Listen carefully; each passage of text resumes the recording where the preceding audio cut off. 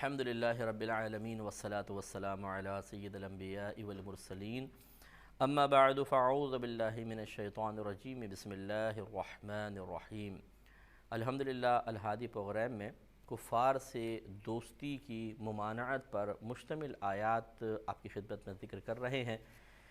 کہ اللہ تعالیٰ نے بارہا کئی مقامات پر اس چیز سے منع فرما دیا، کیونکہ دوستی ہوتی ہی یہ ہے کہ انسان کسی سے بہت زیادہ کلوز ہو جاتا ہے اور بہت زیادہ محبت اپنے قلب میں محسوس کرتا ہے، اور پھر اس کے سامنے اپنے راز بھی ظاہر کر دیتا ہے، اپنے ویک پوائنٹس اس کو بتا دیتا ہے، اس کی اکثر صحبت میں رہتا ہے۔ اتنا گھلنا ملنا یہ بہت ہی خطرناک ہوتا ہے۔ آپ دیکھیں اگر کوئی اتنا گھلے ملے کسی چرسی موالی کے ساتھ تو کچھ عرصے بعد وہ بھی چرس پیتا ہوا ہی نظر آئے گا۔ اگر کوئی کسی جھوٹے شخص کے ساتھ اتنا گھلنا ملنا رکھے کہ رات دن اٹھ رہے ہیں بیٹھ رہے ہیں، کچھ عرصے بعد اس کی زبان پر بھی جھوٹ ظاہر ہوگا۔ اسی طریقے سے جتنی بھی گندی عادات کے حامل لوگ ہیں، اگر ہم ان کی صحبت میں رہیں تو یہ تو میں بہت زیادہ عرض کر رہا ہوں کہ اتنا گھلنا ملنا تھوڑا بھی اگر رہیں تو اثر انداز ہو جاتا ہے۔ تو اسی طریقے سے اگر کسی کے ساتھ اس انداز سے گھلیں گے ملیں گے تو اس کے عقائد اور اس کے نظریات اور وہ چیزیں بھی اثر انداز ہوتی ہیں، اور خصوصاً اس وقت یہ معاملہ اور خطرناک ہو جاتا ہے کہ جو دوستی کرنے والا مسلمان ہے وہ خود اپنے مذہب اسلام کے بارے میں اتنا زیادہ نہیں جانتا ہے۔ اس میں بعض بھائی اور بہن ہم سے ناراض ہو جاتے ہیں، بعض اوقات اظہار ناراضگی بھی کرتے ہیں، یہ آپ کیسی باتیں کہہ رہے ہیں، الحمدللہ ہم مسلمان ہیں، مسلمان گھرانے میں پیدا ہوئے ہیں۔ اب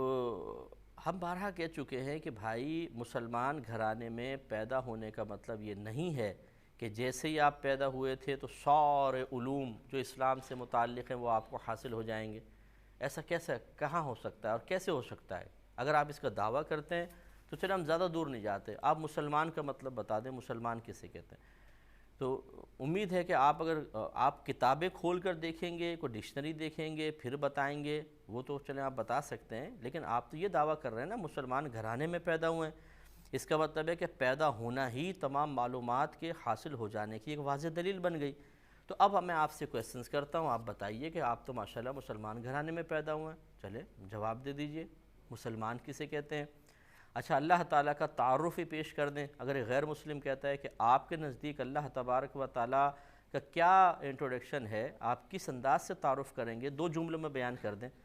تو ہماری حالت تو یہ ہوتی ہے کہ ہم اللہ تعالیٰ کا انٹروڈکشن بھی صحیح طریقے سے پیش نہیں کر سکتے، اس میں بھی گڑبڑیشن کر دیں گے، عقائد کی خرابی ظاہر ہو جائے گی۔ اسی طریقے سے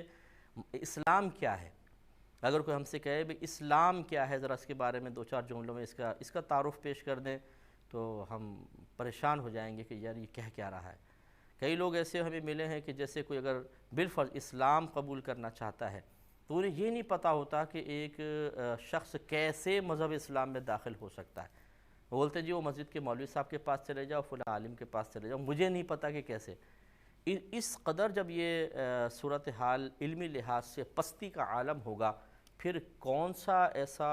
زوم ہے، کون سا ایسا ان کو اپنے اوپر اعتماد ہے کہ جو ان کو یہ ہمت فراہم کر دیتا ہے کہ آپ کسی کے ساتھ بھی دوستی کریں، اس کے منفی اثرات آپ پہ مرتب نہیں ہوں گے۔ یہ ایسا بالکل اپنے اوپر ٹرسٹ نہ کریں، یہ بہت خطرناک ہو سکتا ہے۔ یاد رکھیں کہ ایمان جب ضائع ہوتا ہے تو لمحہ بھر بھی نہیں لگتا ہے اور پتہ نہیں چلتا ہے، کیونکہ ایمان کوئی بھاری شے تو نہیں ہے نا، کہ مثلا آپ کے سر پہ ایک وزن رکھا ہوا تھا جس کا نام ایمان تھا، اور اچانک وہ وزن ہٹا تو آپ کو سر ہلکا ہلکا محسوس ہوا، تو آپ کو پتہ چل گیا کہ اوہو ایمان ضائع ہو گیا۔ بلکہ ہوتا یہ ہے کہ ایمان یقین کا نام ہے، دل سے آپ یقین رکھتے ہیں کہ نبی کریم صلی اللہ علیہ وسلم اللہ تبارک و تعالیٰ کی جانب سے جو کچھ لے کر آئے وہ حق ہے، سچ ہے۔ اب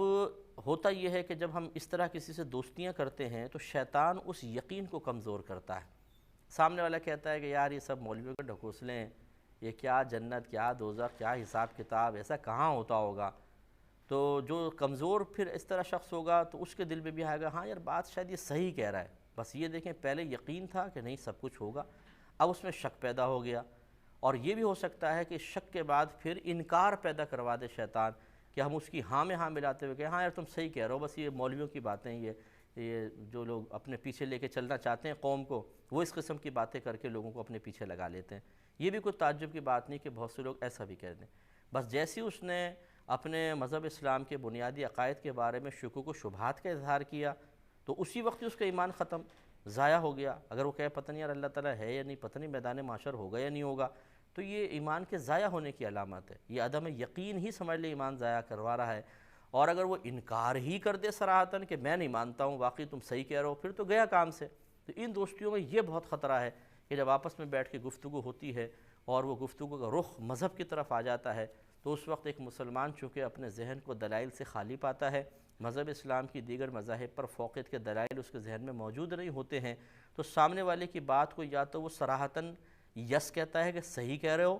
یا نہیں بھی کہتا، خاموش رہتا ہے، تو اس کا ذہن اور دل اس کو قبول کرنا شروع کر دیتا ہے اور باطن میں خرابی پیدا ہو جاتی ہے۔ اس لیے اللہ تعالیٰ نے کئی مقامات پر منع فرما دیا کہ دوستیاں نہ کی جائیں۔ آگے چلتے ہیں اور دیکھیں مزید آیت میں آپ کی خدمت میں عرض کرتا ہوں، سورہ مائدہ ہی ہے اور آیت نمبر 57 ہے، 57ویں آیت ہے۔ اللہ تعالیٰ فرماتا ہے یا ایہا الذین آمنو، اے ایمان والو، لا تتخذوا الذین، نہ بناؤ تم ان لوگوں کو، اتخذوا الذین اتخذوا دینکم ہزوا ولعبا من الذین اوتوا الکتاب من قبلکم والکفار اولیاء۔ اس پورے کو ملا کے ترجمہ یہ بنے گا کہ اللہ تعالیٰ فرماتا ہے کہ اے ایمان والو، تم ان لوگوں کو اور کفار کو دوست نہ بناؤ کہ جن کو ہم نے پہلے کتاب دی، یعنی اہل کتاب میں سے، اور کفار میں سے ان کو دوست نہ بناؤ جنہوں نے تمہارے دین کو ہنسی مذاق اور کھیل کود بنا لیا ہے، یعنی تمہارے مذہب کا مذاق اڑاتے ہیں، تمہارے مذہب کی تعلیمات کو برا بھلا کہتے ہیں۔ جیسے کہ مطلب ایک شخص تھا، وہ کہنے لگا کہ یہ مسلمان جو ہیں یہ کیا مطلب نماز پڑھتے ہیں تو کیسی نماز پڑھتے ہیں، کبھی اٹھ رہے ہیں، کبھی بیٹھ رہے ہیں، کبھی جھک رہے ہیں، کبھی یوں کرتے ہیں، کبھی یوں کرتے ہیں، یعنی وہ نماز کا مذاق اڑانا اس نے شروع کیا۔ تو یہ اب اس طریقے سے جو لوگ خاص، ایک تو ہے کہ وہ کچھ بھی نہیں کر رہے تو مطلقاً اللہ نے منع فرمایا کہ دوستی نہ کریں، اور ایک وہ جو خاص مذاق اڑا رہا ہے پھر اس کے ساتھ انسان پتہ نہیں کس وجہ سے وہ مروت کے تقاضے کے تحت اس کے ساتھ لگا ہوا ہے، یہ اور زیادہ برا ہے۔ تو پھر ذرا غور کریں، اللہ تبارک و تعالی ارشاد فرماتا ہے کہ اے ایمان والو، تم ان لوگوں کو اپنا دوست نہ بناؤ جو اہل کتاب میں سے ہیں اور مزید کفار، انہیں دوست نہ بناؤ وہ لوگ جو تمہارے دین کا مذاق اڑاتے ہیں اور اسے کھیل کود انہوں نے بنا لیا ہے۔ واتقوا اللہ، اور تم اللہ تبارک و تعالیٰ سے ڈرو، ان کنتم مؤمنین، اگر تم ایمان رکھتے ہو تو، اگر تم ایمان ہے تو اللہ تعالیٰ سے ڈرو۔ اور اس کے ڈر کی ایک علامت یہ بھی ظاہر ہونی چاہیے کہ پھر اس قسم کے لوگوں کے ساتھ بالکل تعلق قائم نہ کرو جو تمہارے مذہب پہ تنقید کریں، تمہارے مذہب سے مطلب بغض کا اظہار کریں، یا اس کی کسی بھی رسم کا یا ہمارے کوئی اللہ تعالیٰ کی فرض یا واجب کردہ عبادت کا مذاق اڑائیں، بالکل نہیں، ان سے دوستی ہرگز نہیں ہونی چاہیے۔ مزید اللہ تعالیٰ نے آگے ارشاد فرمایا، یہ سورہ توبہ ہے اور اس میں اللہ تبارک و تعالیٰ نے آیت نمبر 23 میں ارشاد فرمایا کہ یا ایہا الذین آمنو، اے ایمان والو، لا تتخذوا آباءکم و اخوانکم اولیاء، تم اپنے آباء و اجداد کو اور اپنے بھائیوں کو دوست نہ بناؤ، ان استحبوا الکفر علی الایمان، اگر وہ ایمان پر کفر کو پسند کریں، ومن یتولہم منکم، اور تم میں سے جو کوئی ان سے دوستی رکھے گا، فاولئک ھم الظالمون، تو وہی ظلم کرنے والے ہیں۔ تو یہاں تو اللہ تعالیٰ نے یہ تک بیان فرما دیا، یہ مطلب چونکہ جیسے نبی کریم صلی اللہ علیہ وسلم نے تبلیغ دین فرمائی تھی تو بہت سے لوگ ایمان لے کر آئے۔ اب یوں ہوتا تھا کہ والد صاحب ایمان لائے تو بیٹا ایمان نہیں لایا، بعض اوقات بیٹا ایمان لے آیا تو والد ایمان نہیں لایا، ایک بھتیجا ایمان لے آیا، چچا بھی کافر ہے، ماموں ایمان لے آیا، بھانجا کافر ہے۔ تو یہ ایک آزمائش بن گئی تھی کہ اب یا تو اسلام کے ساتھ مل جاؤ اور ان سے قطع تعلق کرو، اور یا ان سے دوستیاں اور خاندان کی رسمیں نبھاؤ، تو پھر مذہب اسلام سے دشمنی ظاہر ہوتی تھی، کیونکہ وہ زمانہ ایسا تھا کہ اس میں بس دو ہی گروپ تھے، مسلمان اور کافر، یا ادھر جاؤ یا ادھر آؤ، یہ حکم ہو گیا تھا۔ تو لہٰذا اللہ تعالیٰ نے یہ بیان فرمایا کہ اگر تم مومن ہو چکے ہو تو بس پھر کفار سے اب دوستی کا کوئی مطلب راہ نہیں ہے، کوئی راستہ نہیں ہے، چاہے وہ تمہارے بھائی ہوں، چاہے وہ تمہارے آباء و اجداد میں سے ہوں، لیکن اب تمہیں مذہب کی طرف آنا ہے اور ان سے قطع تعلق کرنا۔ یا ایھا الذین آمنوا، اے ایمان والو، لا تتخذوا آباءکم و اخوانکم اولیاء، تم اپنے باپوں کو یعنی آباء و اجداد کو اور اپنے بھائیوں کو دوست نہ بناؤ، ان استحبوا الکفر علی الایمان، اگر وہ ایمان کے مقابلے میں کفر کو پسند کریں، ومن یتولہم منکم، اور جو تم میں سے ان سے دوستی رکھے گا، فاولئک ھم الظالمون، تو وہی لوگ ظالم ہیں۔ قل، اے حبیب کریم صلی اللہ علیہ وسلم، آپ ارشاد فرما دیجئے کہ ان کانا آباؤکم و ابناؤکم و اخوانکم، کہ اگر تمہارے آباء و اجداد اور تمہارے بیٹے اور تمہارے بھائی، و ازواجکم، اور تمہاری بیویاں، و عشیرتکم، اور تمہارا دیگر کنبہ، دیگر خاندان والے، و اموال نقترفتموہا، اور تمہارے وہ مال جن کو تم نے کمایا ہے، و تجارتن، اور وہ تجارت، تخشون کسادہا، جس کے نقصان کا تم خوف رکھتے ہو، و مساکن ترضونہا، اور تمہارے وہ مکان جن کو تم پسند کرتے ہو، اگر یہ تمام چیزیں احب الیکم من اللہ و رسولہ و جہاد فی سبیلہ، اگر تمہیں اللہ تعالیٰ، اس کے رسول اور اس کے راہ میں جہاد سے زیادہ محبوب ہیں، فتربصوا، تو پھر تم ذرا انتظار کرو، حتی یأتی اللہ بامرہ، یہاں تک کہ اللہ تبارک و تعالیٰ اپنے حکم کو لے آئے گا، اور وہ حکم یا تو قیامت ہے مراد، یا پھر اللہ کا عذاب ہے۔ واللہ لا یہدی القوم الفاسقین، اور اللہ تبارک و تعالیٰ کسی فاسق قوم کو ہدایت عطا نہیں فرماتا ہے۔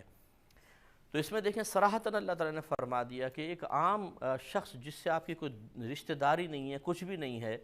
اسے تو بدرجہ اولیٰ آپ کو دوست نہیں بنانا ہے،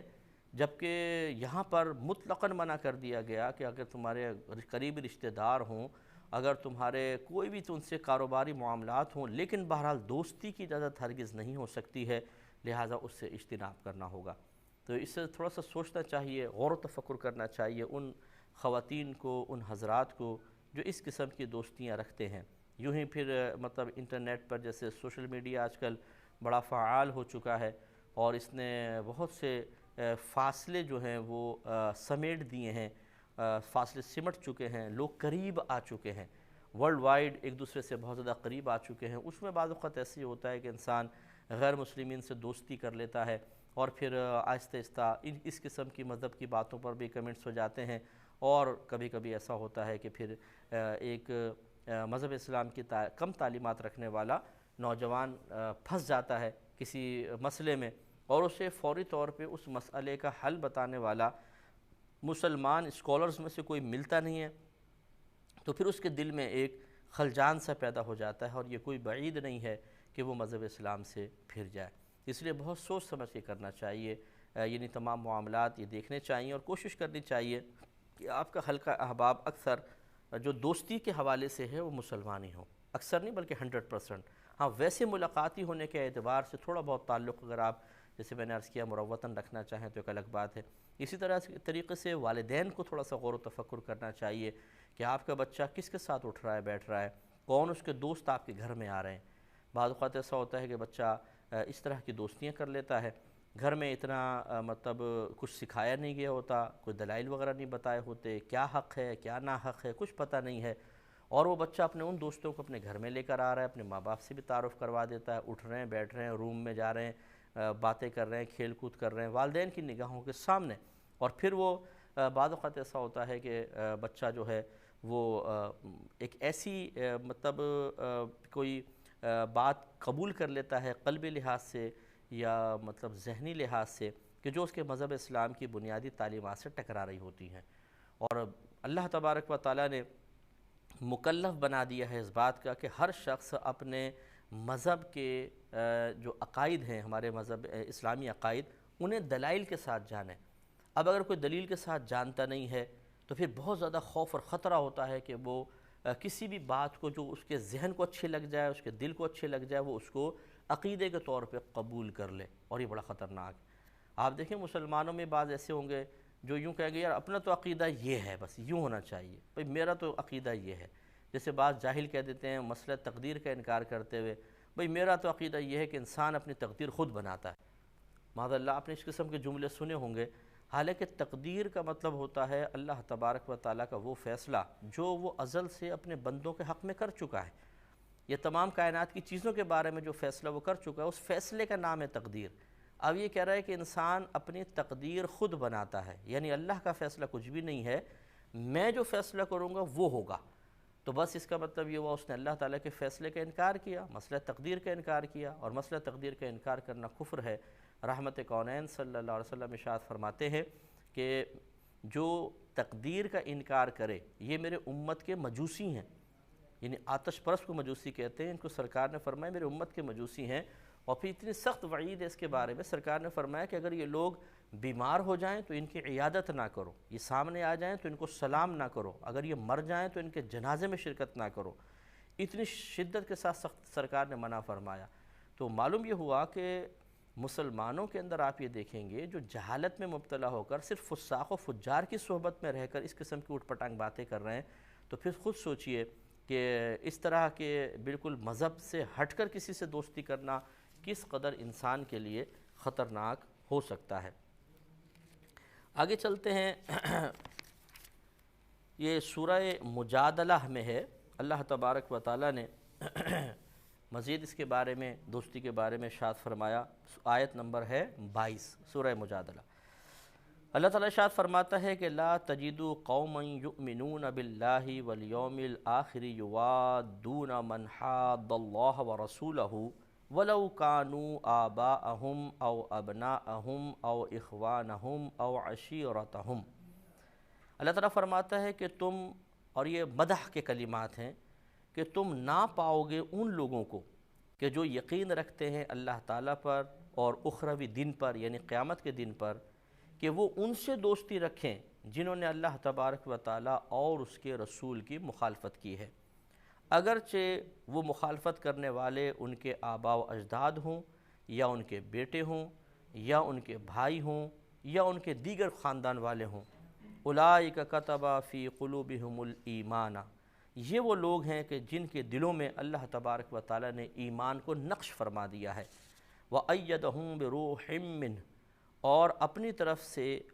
اپنی طرف کی روح سے ان کی مدد کی ہے، یعنی جبریل امین کے ذریعے ان کی مدد فرمائی ہے۔ وَيُدْخِلُهُمْ جَنَّاتٍ تَجْرِي مِن تَحْتِهَا الْأَنْهَارُ خَالِدِينَ فِيهَا، اور اللہ تبارک و تعالیٰ انہیں ایسے باغات میں داخل کرے گا جن کے نیچے سے نہریں جاری ہیں اور وہ اس میں ہمیشہ رہیں گے۔ رضی اللہ عنہم ورضوا عنہ، اللہ تعالیٰ ان سے راضی ہو گئے وہ اللہ سے راضی ہو گئے۔ اولئک حزب اللہ، یہ اللہ کی جماعت ہے۔ الا ان حزب اللہ هم المفلحون، بے شک اللہ تبارک خبردار، بے شک اللہ تعالیٰ کی جماعت ہی فلاح پانے والی ہے۔ اس پہ انشاءاللہ میں مزید کلام کروں گا نیکسٹ پروگرام میں۔